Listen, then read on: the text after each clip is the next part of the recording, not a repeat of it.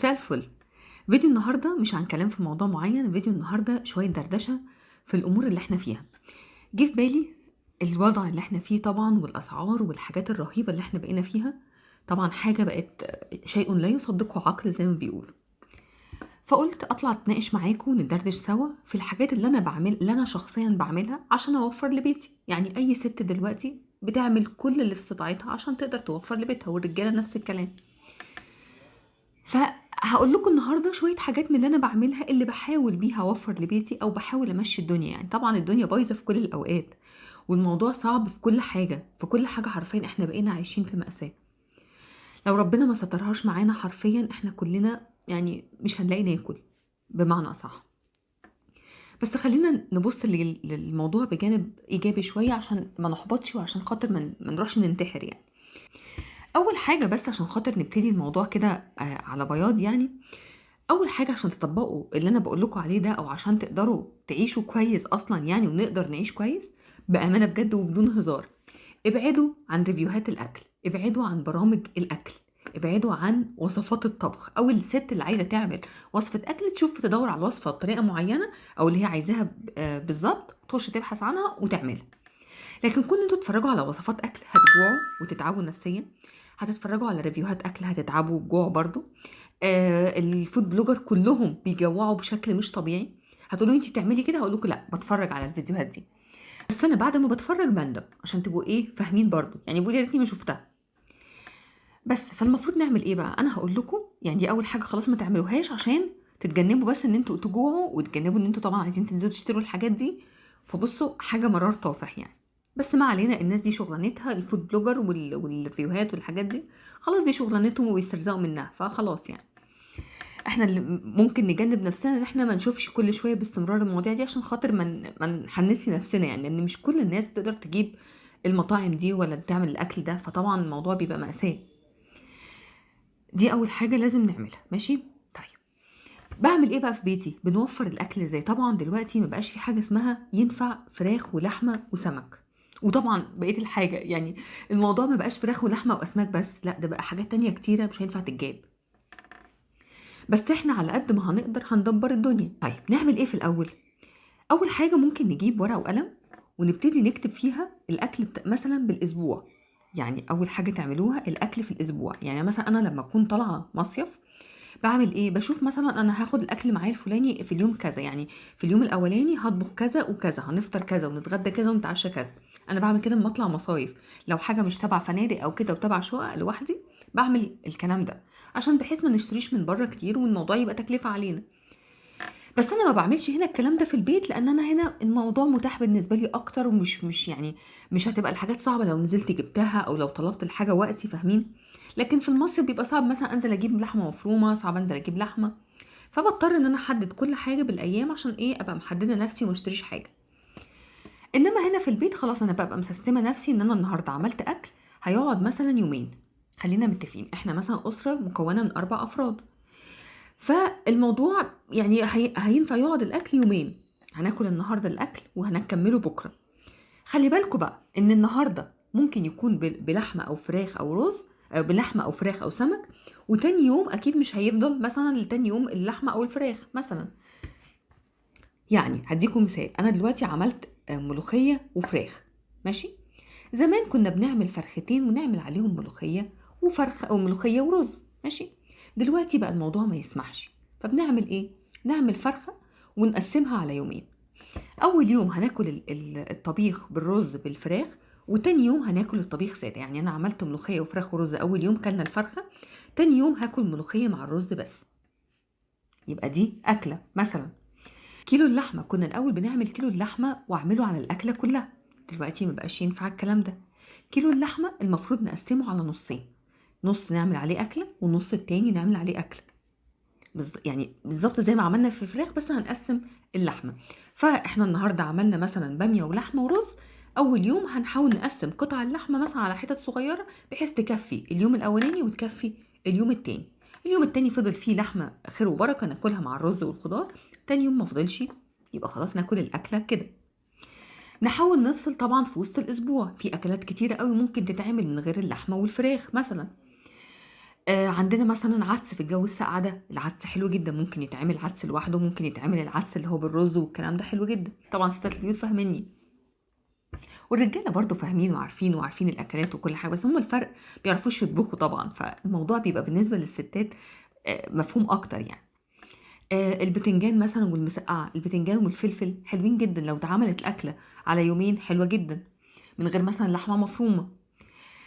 مثلا هجيب لحمه مفرومه كيلو مثلا، خلاص. زمان كنا بنعمل الكيلو على نصين، نعمل مثلا نص بيه نعمل صينيه مكرونه بشاميل، والنص التاني نعمل بيه جلاش مثلا، نعمل بيه كوسه بالبشاميل، اي حاجه. دلوقتي مبقاش ينفع الكلام ده. الكيلو عشان نقسمه 4 تربع. لو هتجيبوا كيلو صافي مثلا لحمه مفرومه، نقسمه على 4 تربع. طب نعملها ازاي دي؟ هيبقى الموضوع قليل، نعمل بصل زياده فيغطي على اللحمه، فيبقى الموضوع كتير. يعني مثلا نحط على كيلو اللحمه، نحط اللحمه المفرومه نحط عليه كيلو مثلا بصل، حلو قوي. الكيلو هيبقى قدامه كيلو بصل، فهيملى الدنيا. فهنعرف نقسمه على 4 أكياس. مثلا هنقسم كل ربع لوحده، فهيكتر الموضوع. كل ربع يتعمل بأكلة. مرة مثلا صينية مكرونة بشاميل، طبعا الصلصة بتزود في المكرونة بشاميل، فبتزود الدنيا فهتبقى حلوة. نعمل صينية جلاش مثلا مرة، نعمل كوسة بشاميل مرة. أي حاجة ممكن يتعمل بلحمة مفرومة. نعمل مثلا مسقعة باللحمة مفرومة، كلها فوائد وحلوة جدا. دي كده اللحمة المفرومة لو قسمناه، يبقى أنا قسمت لكم اللحمة المفرومة، وقسمنا اللحمة، وقسمنا الفراخ. السمك صعب قوي ان هو يتقسم، لان احنا مش معقوله هنقسم السمكه على يومين، هيبقى صعب قوي. فالسمك دوت بيبقى نفسنا فيه مره وخلاص، ممكن ناكله مره بقى في الاسبوع، مره في الشهر، مره في الاسبوعين، زي ما ظروفنا تسمح. طبعا السمك برضو غالي، بس السمك لو عايزين الحق مهم جدا. يعني بدل ما تخلوا في الاسبوع مثلا اكله لحمه، انا عندي تخلوها اكله سمك.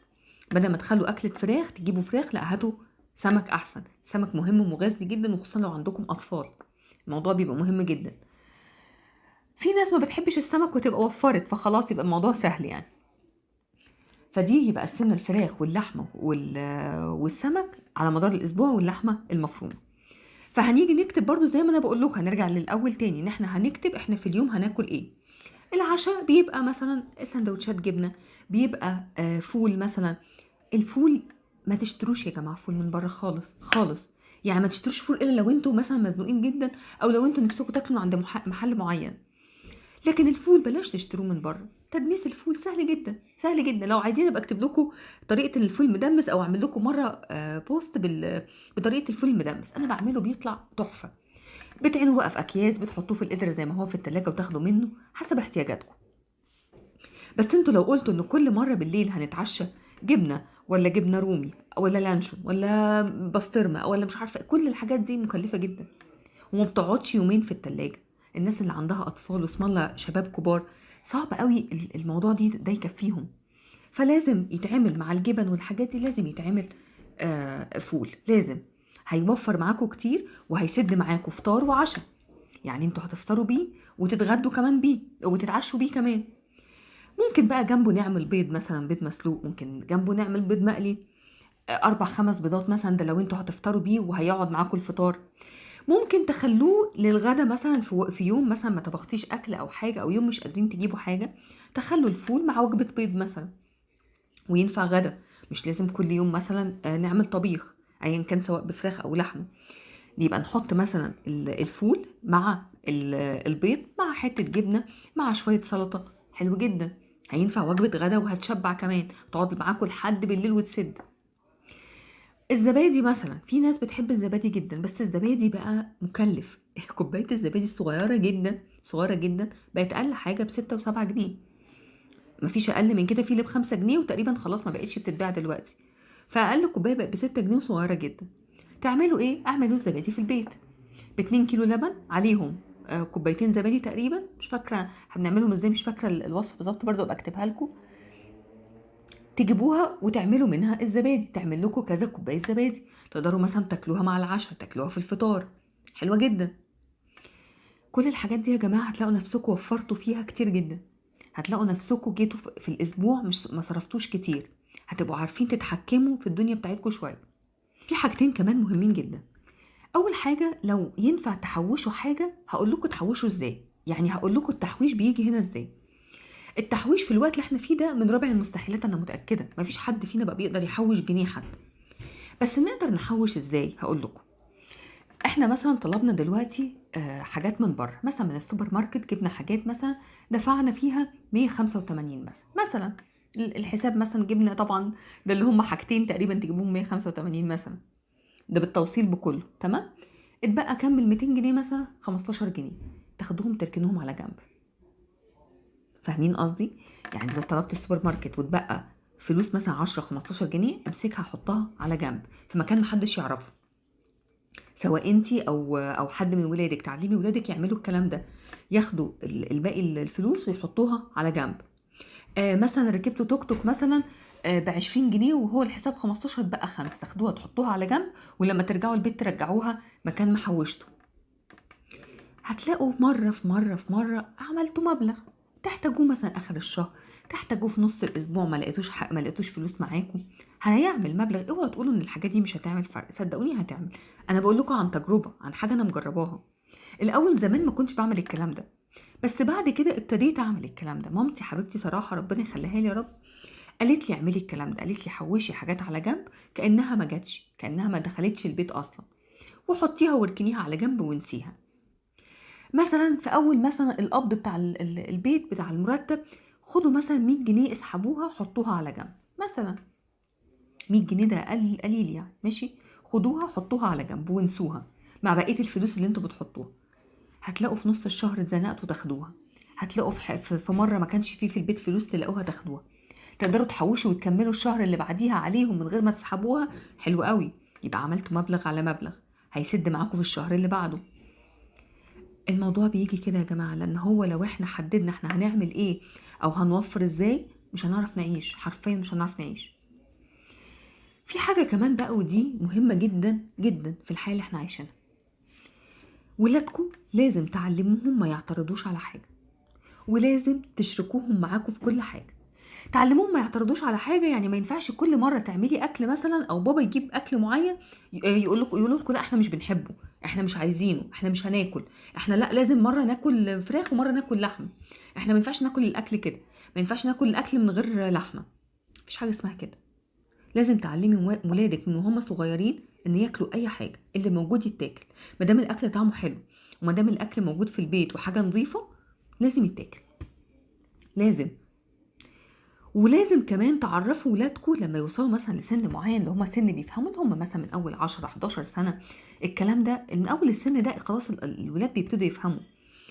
فمن اول السن ده لازم تفهموهم ان البيت ميزانيته كذا، احنا بابا بياخد كذا، لو ماما بتشتغل ماما بتاخد كذا، الاتنين دول معانا طول الشهر هنكمل بيهم طول الشهر، مرتب ده على مرتب ده، فاحنا هنصرف في الاسبوع كذا وهنجيب كذا. وفي حاجات بتبقى ممنوعه خالص وفي حاجات ممكن نجيبها. يعني مثلا اليوم نفسي ياكلوا اكله من بره، ماشي هناكلها، بس لو لقينا في نص الشهر ان احنا ظبطنا نفسنا والبيت مشي كويس والدنيا حلوه ومتبقي معانا فلوس، خلاص كان بيها هناكل من بره. بس الكلام ده لو متبقي معانا او حاسين ان احنا الدنيا ماشيه معانا كويس ومش الدنيا مش تبقى مزنقه، تمام. فهم لازم يفهموا ده، لازم تعودوهم على ده، لانهم لو ما تعودوش يتحملوا معاكم المسؤوليه هيفضلوا معترضين على كل حاجه، هيحسوا ان الدنيا قليله والموضوع مزنق وكل الاكل مش حلو، هو احنا هناكل الاكل ده كده كتير، هو احنا هنستحمل كده كتير. لكن لما تشركوهم معاكم هيحسوا باللي انتوا فيه، هيحسوا يعني ايه مصاريف، ويعني ايه الدنيا غاليه، ويعني ايه نوفر، ويعني ايه نستحمل بابا وماما لو مش معاهم. كل الكلام ده لازم يتعودوا عليه. المواصلات مثلا، مش كل مرة مثلا لازم يروح المشوار الفلاني يركبه، لو المشوار مش بعيد قوي ممكن نتحمل على نفسنا ونمشيها، نتمشيها سوا. اولا منها رياضة، دي حقيقة منها رياضة لانهم شباب كمان لازم يمشوا كويس ولازم يعملوا رياضة، مادام لو مش هينزلوا جيم او مش هينزلوا نادي، ان مفيش امكانية اصلا لده دلوقتي، فيتعودوا ان المشي رياضة، سواء هيروحوا المدرسة مشي او سواء هيروحوا مشوارهم وعايزينه درس او حاجة. مرة يركبوا مرة يمشوا، لو هيقدروا، لو هيقدروا في مرة مش تعبانين والدنيا كويسة يمشوا، المشكلة. لو في مرة مزنوقين والدنيا خلاص تعبانين مثلا، او في مطرة او في شمس او في الدنيا كده مزنقة، لا خلاص اركبوا طبعا، احنا مش هنيجي على عيالنا اكيد. بس الايام العادية والدنيا ما فيهاش حاجة والدنيا طبيعية، طب وايه المشكلة ما تمشوا؟ لازم نعودهم كده، ولازم احنا كمان نعمل قدامهم كده، احنا كمان نمشي، لازم احنا كمان نحافظ على الفلوس دي بان احنا نمشي وان احنا نوفر. فلما يشوفوكوا انتوا بتعملوا كده هيعملوا هما كمان كده. الحاجات الحلوة مثلا، لو تقدروا تعملوا الحاجات الحلوة في البيت يا ريت. طبعا مفيش مشكلة ان من كل وقت للتاني يجيبوا حاجة حلوة، ينزلوا ياكلوا حاجة حلوة بره. الحاجات الحلوة شوية بتبقى رخيصة نوعا ما، ارحم من الاكل العادي يعني. بس ده طبعا هيبقى كل فين وفين برضه، لان برضه الميزانية مش هتسمح. احنا نعمل لهم احنا الحاجة الحلوة في البيت، نعمل ممكن رز بلبن في البيت هيفرحوا بيه جدا. في كريم كراميل بيحبوه مثلا هنعمله لهم، نعمل كيكة مثلا. الكيكة بتبقى حلوة للولاد جدا، يفطروا بيها مع شاي بلبن الصبح، يتعشوا بيها بالليل مع كوباية شاي بلبن برضو. الموضوع بيبقى حلو جدا وموفر جدا، وهم نفسهم بينبسطوا بيه. لما يحسوا انه في اكل في البيت معمول وحاجة نظيفة معمولة هيبطلوا ياكلوا من بره. من وقت للتاني طبعا الاغراءات والفيديوهات كل ده بجد بيضغط عليهم نفسيا، وانا عارفه ان دول اطفال طبعا. بس نحاول على قد ما نقدر، نحاول نخليهم ما يرفضوش الحاجه اللي في البيت، يرضوا بالحاجه اللي في البيت. وده بتعودوا لهم من وهم صغيرين. ما ينفعش من وهم مثلا عندهم 11 12 سنه ابتدي اعلمهم. طب ما شيء طبيعي من هم 6 و7 سنين وبياكلوا عادي وكويسين، ان انا بيشرطوا على الاكل ويقولوا لي لا هناكل ده مش هناكل ده. اوعوا تقولوا لا دول لسه صغيرين ما حرام. ما انا اقول لا، ولما يكبروا هياكلوا اي حاجه. مفيش حاجه اسمها كده. من شب على شيء شاب عليه. هم خلاص اتعودوا يقولوا لا على كل حاجه ويعترضوا، يا ماما الاكل ده مش بنحبه، يا ماما الاكل ده هناكله كذا، يا ماما الاكل ده هنعمله كذا. مفيش حاجه اسمها كده. هتعودوهم على حاجه هيكبروا عليها، مش هتعودوهم على حاجه هيطلعوا عينيكم لما يكبروا. وانسوا انكم تعودوهم وترجعوهم تاني. حاولوا تعملوا ده مع اولادكم لان ده مهم جدا جدا، ومن اكتر حاجه من اساسيات التوفير في البيت. لان انتوا اكتر حاجه مش تقدروا تقولوا لها لا ولادكم. يعني انتوا هتمنعوا على نفسكم لكن ما تمنعوش على ولادكم. فمن الاول بقى نعود ولادنا ان هم ياكلوا كل حاجه، كل حاجه تبقى في البيت معموله فتتاكل. ما نعترضش وما نقولش على حاجه لا ما دام الحاجه نظيفه وكويسه. يا رب اكون قدرت افيدكم في الفيديو ده باي حاجه. احاول اقول لكم اي حاجه من اللي انا كنت بعمله او اللي لسه بعمله، يعني طبعا في الظروف اللي احنا فيها دي. حاجه اللي نقدر نستغنى عنها نستغنى عنها طبعا. خلاص دلوقتي مبقاش فيه اوفر لاي حاجه اصلا، ولا اصلا لبس ولا خروجات كتيره. نحاول على قد ما نقدر نعمل زي ما بقول لكم موضوع التوفير ده. وممكن لو كده لو احنا عايزين نخرج بيه خروجه نحوش عشان حاجه معينه مثلا نقدر نعملها، هيبقى حلو جدا. الجمعيات طبعا حلوه جدا، اللي يقدر برضو يعمل جمعيات. الموضوع ده مهم جدا طبعا، ناس كتيره قوي اصلا بتعمل كده. على قد ما نقدر نحاول نمشي الدنيا عشان خاطر ما نخليش الكآبة وقلة الفلوس تتعبنا أكتر. نحاول نخلي فيه أمل عندنا شوية، يعني على قد ما تقدروا صدقوني. لأن انتوا لو واجهتوا أزماتكم بوجع كده واللي هو غضاضة وانتوا مش قادرين ومش مستحملين ومش قادرين نعمل كذا، هنلاقي الدنيا فعلا باظت. وفي كلمة أخيرة، يا ريت ما نحاولش نضغط على راجل البيت ان هو يجيب لنا كذا، وان الست تطلب منه طلبات زياده، او انها تقول له هات لي كذا واعمل لي كذا ووديني كذا. الراجل طول الوقت لما بيحس ان هو مضغوط او متضايق او حاسس ان الموضوع فوق دماغه بيتعب نفسيا جدا، بخلاف تعبه الاساسي اللي هو قله الفلوس. فيا ريت الست تحسس جوزها بجد على قد ما تقدر ان هي بتساعده في اي حاجه، بانها حتى ما تطلبش، حتى لو هي ما بتشتغلش تحاول تساعده ان هي ما تطلبش حاجات كتيره. تبقى عارفه مثلا ان هو ما معهوش فلوس النهارده فما تطلبش من نفسها. وما تخليهوش يحس دايما ان هو لا انا مقصر، لا انا حتى الفلوس مش مكفيه. لا، دايما حسسيه بالرضا، دايما حاسين ان انت مش محتاجه حاجه، دايما حاسين ان هو لا الفلوس حلوه وزياده وكويسه واحنا هنكفي بيها وهنظبط نفسنا على كده وما تقلقش. مش هيبقى القرف وهم الفلوس وكمان ضغط الست على الراجل. الموضوع بيبقى مميت يا جماعة، مميت. ربنا يقوي كل واحد على شيلته، كل راجل وكل ست على شيلتها، ويقوينا كلنا على اللي احنا فيه. متشكرة جدا ليكم.